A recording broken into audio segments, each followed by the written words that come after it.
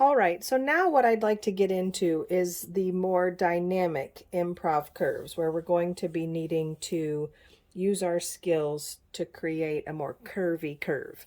So I made a couple here using the tips that came from Tamra, and I'm going to show you how that works because I really like it. So what I have, and remember, I started with fat quarters. And so in order to get the most out of each of my fat quarters, I decided to use 9-inch squares of fabric. Now that doesn't mean my blocks are going to finish at 9 inches. In fact, as you can see here, let me get these out of the way. I'm going to have to do some trimming on these. So it depends on how many layers of curves I decide to add before I'm going to decide how big the blocks are going to be. So I'm leaving everything untrimmed at this point because I'm not sure where I'm going to end up because it's improv. So let's give this a go. I'm going to put the lighter fabric on top, and you can see I brought a ruler, and I'll show you how we're going to use that in just a minute. And I have a Sharpie and my rotary cutter. So using the tips that Tamara sent over, where we're going to cut straight into the curve before improv cutting our curve and then straightening ourselves back out, I do think really helps to give these a more rounded effect all the way into the edge. So I am going to use the ruler just to mark some points here. And I brought the Sharpie. You do not have to have a Sharpie. You can use a lighter, more appropriate for quilting fabric pencil, but I wanted something that will hopefully show up on camera. So I'm going to use the Sharpie, and I'm just going to put a little dot 1 inch in on both sides here.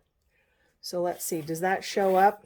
I have a little dot right here and a dot right here. So that just shows me how I can cut straight in, and then I'll improv curve my way up to this point and then cut straight back out perpendicular to the edges of this block. So let's give that a try. And again, it's still a new rotary blade. I haven't cut anything else with this blade except what I'm working on for improv curves. If you use a dull blade, you're going to end up pushing your fabric as you go, and it's not going to make a clean cut, and it's going to cause you some frustrations. So make sure you have a new blade. Here we go. So I'm just going to eyeball this, cut straight, connect the dots, and then I'll curve up to the other dot and then cut straight out. Does that show up? Like this. Okay, and because I cut a pair,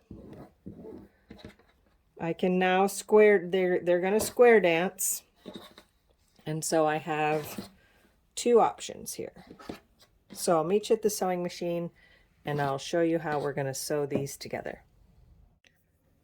All right, we're back at the sewing machine, and I'm going to sew together this more dynamic improv curve. I did add one more tool to my mix, and sometimes I use these and sometimes I don't. These are my forceps. They can help me grab that fabric as I'm putting it under my needle. You can also use a stiletto. I think my stiletto is in Wallace. Another decent option, but it doesn't have a sharp enough point, is this purple thing. I won this at a raffle at our first ever retreat, and I do love it for lots of applications. It's not my favorite for this application, but if you have one, you might consider using it, because if you use it in this sort of face up position, it will help you guide your curve through there. And also, if you think you're going to get a little ripple, you can kind of flatten it out with the purple thing.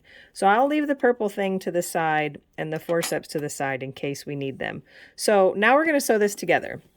And this tip came from Tamara, where we're going to start about a 1/2 inch. Actually, it's going to go like this, where the bra side of the curve that's going to go on top is going to go about a 1/2 inch over the edge of the boob side on the bottom. And that's just going to help prevent so much waste when we're in the trimming process later. And I'll show you this. So you can see I'm eyeballing it. You can measure if you want, but I don't have time for that. So it's about a 1/2 inch. It'll do. So I'm going to just start sewing. Oh, sorry. And again, where's my technical team? I'm kicking things.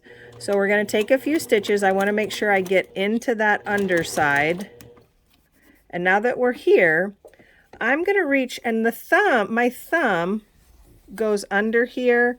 And I've realized as I'm sewing curves together that this thumb is very active. So the thumb is kind of gathering up this top fabric, but also helping to rotate the bottom fabric. So let's see if I can kind of explain this as we go. So, oops, let me get this out of the way so you can actually see what's going on. So my thumb is going under here to do its job. And you can see that I've got a big enough curve here that I can just line that fabric up here. So I can see that these two fabrics are coming together. So I'm going to go ahead and stitch that out. And you can see my hand is kind of rotating with this curve. So I'm going to just line out the next few stitches. And here's my thumb kind of helping to pull this top fabric back and out of the way so that I don't get any tucks. Okay, a few more stitches. Hopefully you can notice that my left hand is rotating as I'm sewing. So I'm going to line it up, and a few more stitches. Okay.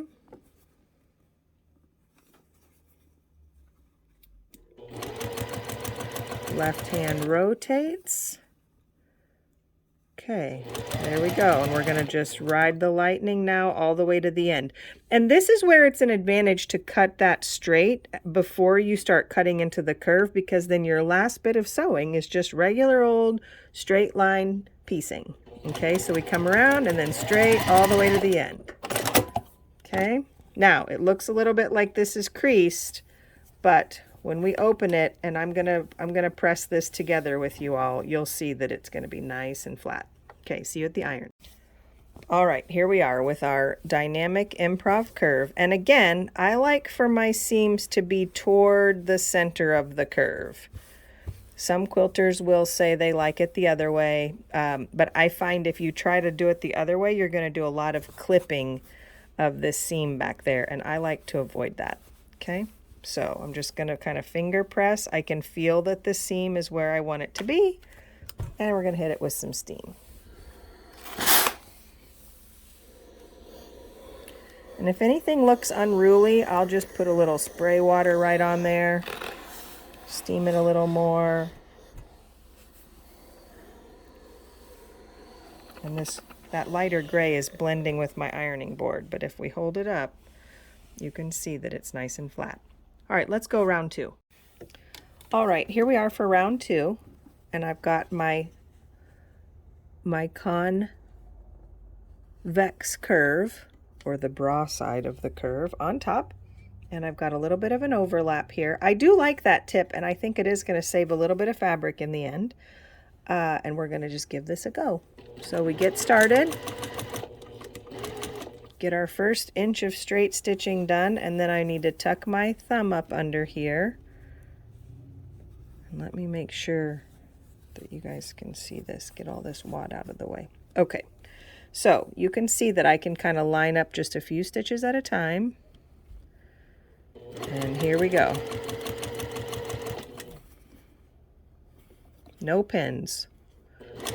We can save pins for precision curves, and that's another thing entirely. This is improv. If we don't like it, we can cut it off and attach something else. Okay, a few stitches at a time.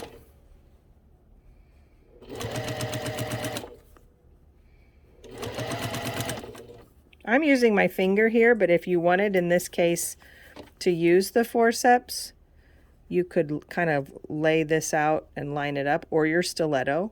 You know, this is where you could just really hold it down with your stiletto as you're stitching, and that's fine. Okay, straight all the way out. We'll see you at the iron. All right, here we go. Let's get this lined up the way that I like it.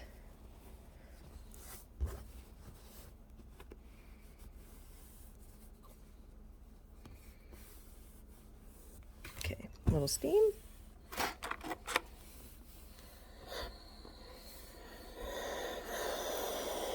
A little spray. I imagine if your studio has a little of that best press or the spray starch, this might be a good time to use that. I don't keep that in my studio. I just iron the hell out of things. It seems to work just fine. There we go. Okay, so these are the 2 pairs that we just made. And so I think what I'm going to do next, and I will show you this process, is I'm going to cut another little curve, this time on a 3-inch scale. So these first curves we did on a 5 inches. So I measured 5 inches in from the corners and then cut that. And this time we're going to do a 3-inch scale. So hold on 1 second for that. Now we're going to do the 3-inch cut. So I have these lined up and I've got the light color on top. The only reason for that is so that my markings will show up on the video. So in this case, I'm going to measure 3 inches, 3 inches up from the corner. And I'm just going to mark my 1 inch in. Okay, can you guys see that? There's a dot right here, a dot right here. Let's give it a cut.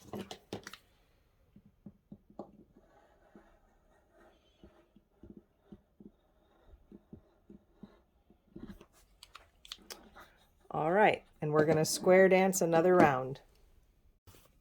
All right, I'm going to show you how we sew these together one more time. We're still going to do a little overlap. Oh, can you see that? A little overlap. Now, this is a smaller curve, and the smaller the curves are, the trickier they get. And so please do not feel obligated to start making these smaller cuts into your blocks because, how should I say, as your curves get smaller, your frustration, it's an inverse relationship. Your frustration could get larger. And so my recommendation is that you start with curves that are, you know, in that 5-inch range or bigger even, because it's much easier to manage that fabric under the needle. So when the curve gets smaller, you have less and less time to get everything lined up as it's going under the needle. I hope that makes sense. But these are still manageable for me, so I'm gonna keep going. So here we go.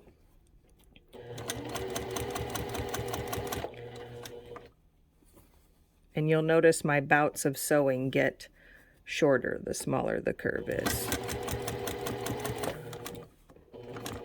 Okay, and this is where I'm sewing without a check spring. My machine needs to go into the shop, and sometimes it gets stuck. There we go. It's fine. Everything's fine.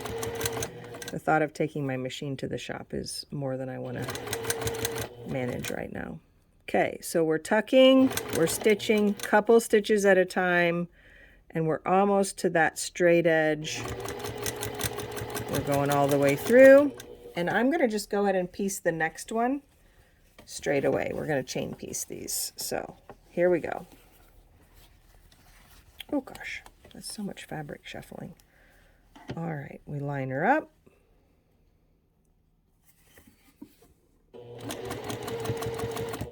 And then as soon as I feel that the needle has caught the piece underneath, I'm tucking my thumb under and getting all of my 10 fingers ready to play along here.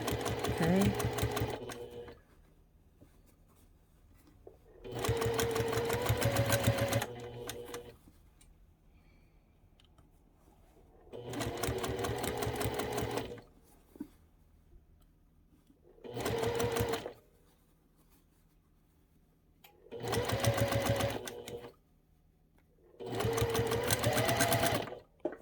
Okay, see at the iron.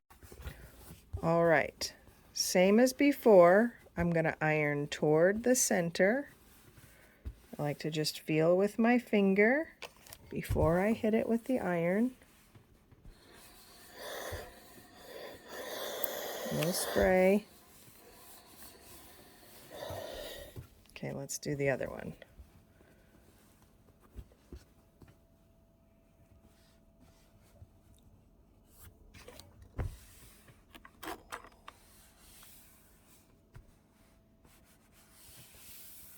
I think I've run aground with water in my iron, but that's okay.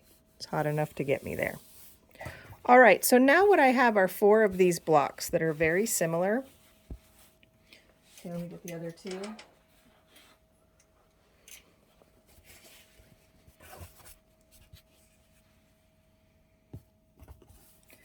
And I could put these together, but I don't think I'm going to, because what I've created here is a seam matching nightmare, and that's not what improv should be about, in my opinion. So these are going to get mixed up and worked around the rest of my project. And I'm not sure I'm trimming them yet either. I'm going to resist trimming them because I may decide to come back and put another little splash of color into one of these quadrants. Maybe I'll bring in that sparkly gold or the sparkly blue that I have. And so for now, these are just going to go back into my toolbox and be used another day.